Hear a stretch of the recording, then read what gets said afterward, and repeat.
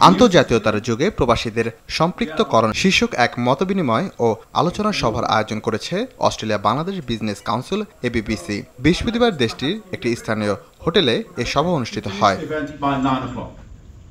সভায় অতিথি ছিলেন বাংলাদেশ সরকারের প্রধান উপদেষ্টার বিশেষ সহকারী অধ্যাপক ডক্টর আনিসুজ্জামান চৌধুরী এবং অস্ট্রেলিয়ায় নিযুক্ত বাংলাদেশের high commissioner FM Borhan Uddin. অনুষ্ঠানে বিভিন্ন দেশে বসবাসরত প্রবাসী বাংলাদেশিদের অবদান ও প্রবাসীদেরকে সম্পৃক্ত রাখার বিভিন্ন ইতিবাচক দিক নিয়ে আলোচনা করেন তারা।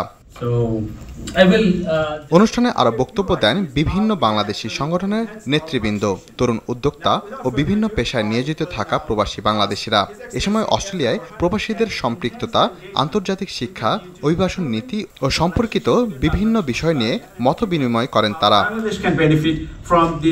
অনুষ্ঠানের শেষ দিকে সমাপনী বক্তব্য দেন কাউন্সিলের চেয়ারম্যান ফয়েজ দেওয়ান। এরপর ক্রেস্ট বিতরণের মাধ্যমে শেষ হয় অনুষ্ঠান।